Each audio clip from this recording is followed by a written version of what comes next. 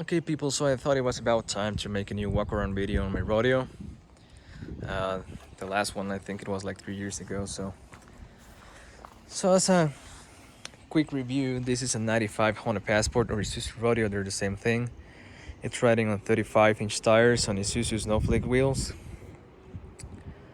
And I'm gonna show you from the front to the back. So first for the engine, previous owner swapped in a 2.2-liter diesel engine, Isuzu diesel engine.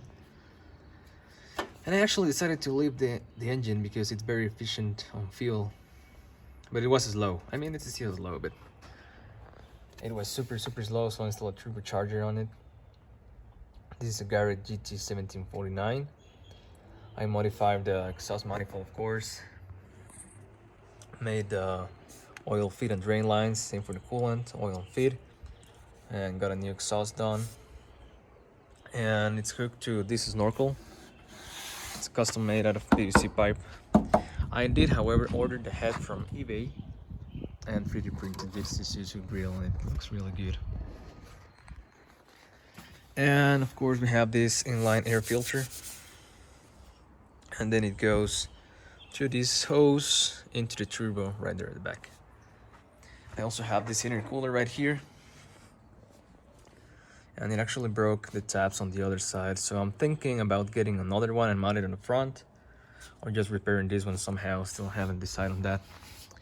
I also installed this 110 amp alternator because the factory one of the diesels is like 45 amp. It's very weak.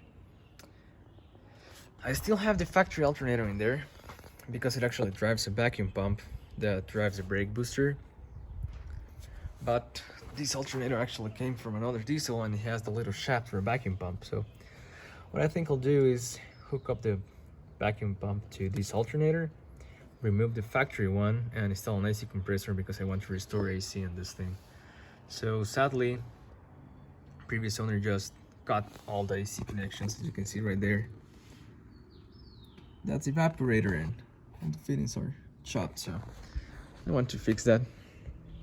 Here at the front we have a custom made tube bumper,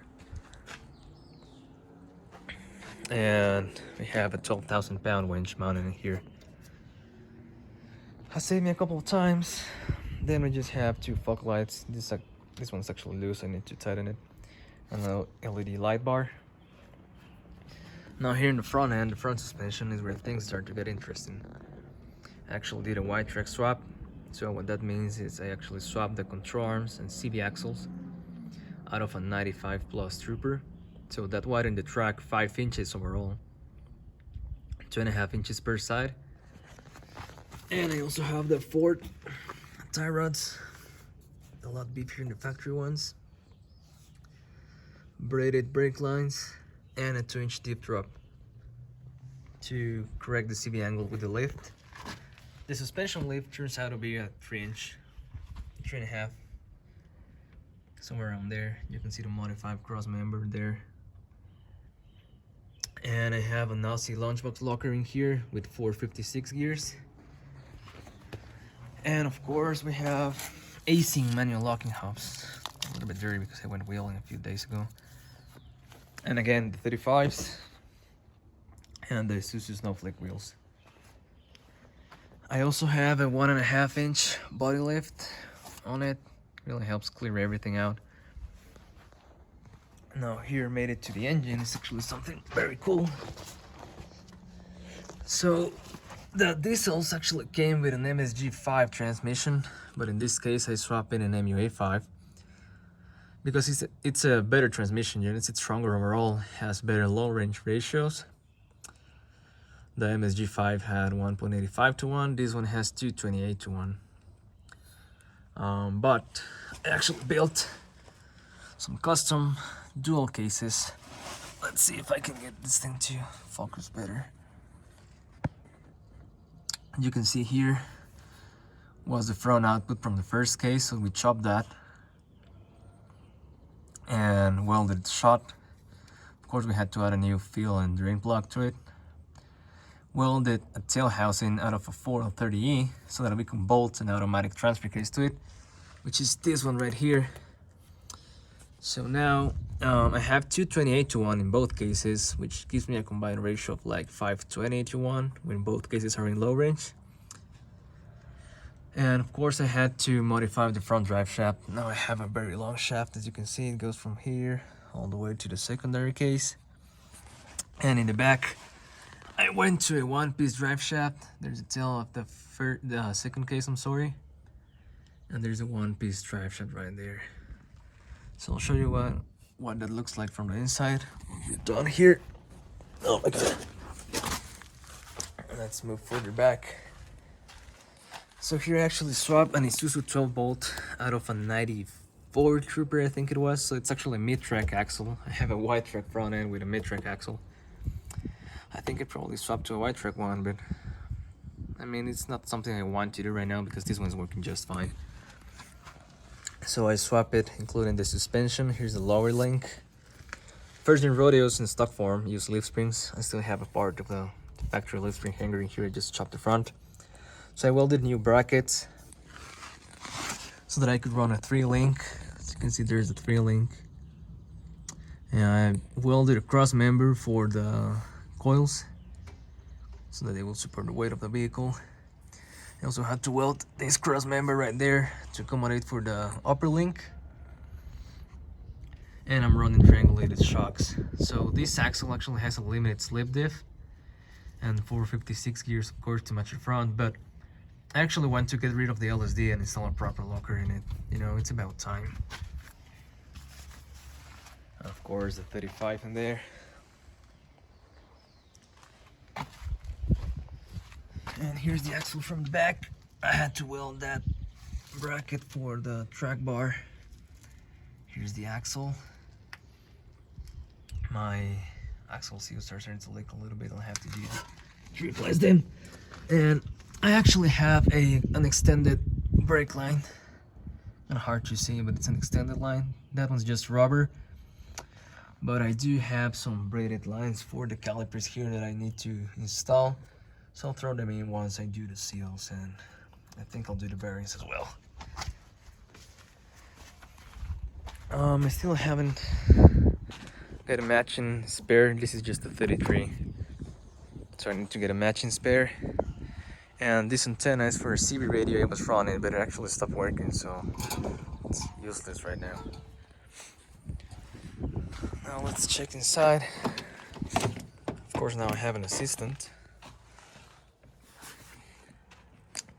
So here's what it looks like on the inside. Here we have an auxiliary temperature gauge, coolant temperature gauge. This is the boost gauge. Can't remember if I mentioned it, but I'm running 17 psi of boost when I floor it.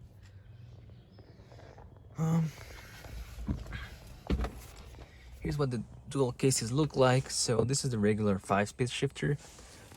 Now the first case only has high and low. Of course, you can engage 4-wheel drive from that one. And the second case is just a regular isuzu J pattern, you know, 2 high, 4 high, and 4 low all the way here in the back. From there, I just have a Pioneer stereo. Here's where I had that CB radio I mentioned that stopped working. So the dash is pretty much stuck, you know. This switch is for the power locks I installed.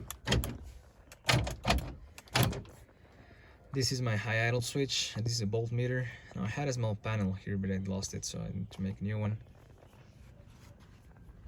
And also I had a center console here, but of course I had to give it away because of the dual cases. Now I don't have space. And in stock form, this rodeo had the bench seat, which I really hated. So I got rid of those and had installed some Mazda seats originally. Now I installed these OEM rodeo seats, and I have these fake leather covers on them. Here at the back, oh crap, hold on. Oh, it looks like this thing is unlocking. Anyway, here at the back, it's just a stock, you know, nothing fancy.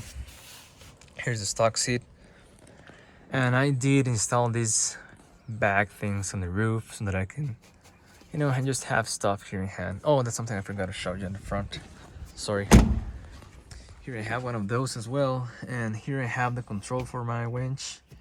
And in the other one I just keep some random stuff. I also added this light, you know, to help light here the front seats. And I ran that wire that I need to just hide under the headliner. I still need to do that. Now here in the cargo area, all I did was installing these speakers. I also have a hidden air compressor in there to inflate my tires when I go off-roading. I have the air lining here.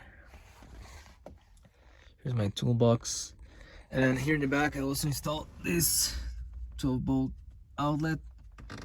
You know, when I need to charge phones or something, I have something that I can plug to. And I think that's pretty much it.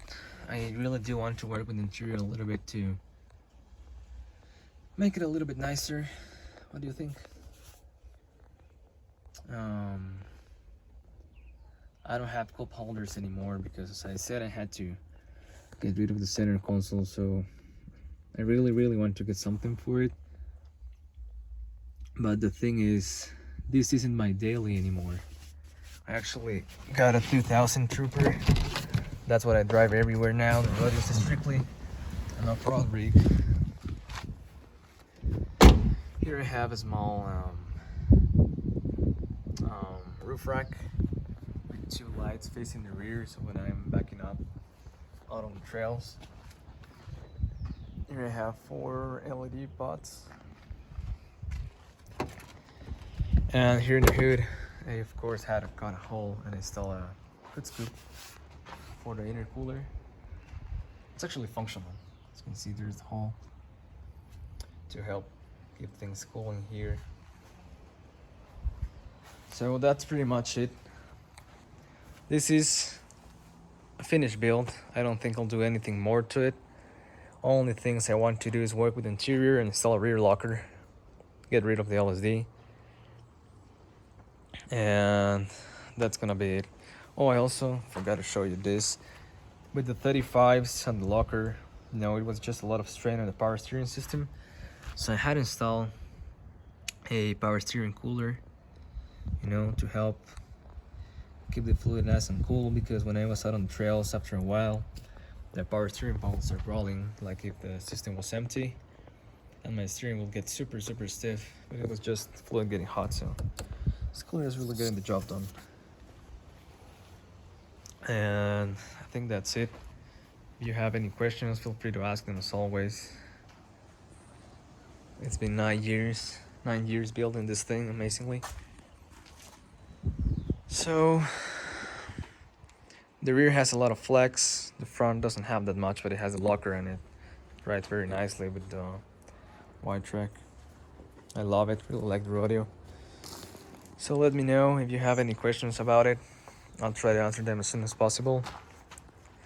And yeah, keep wheeling.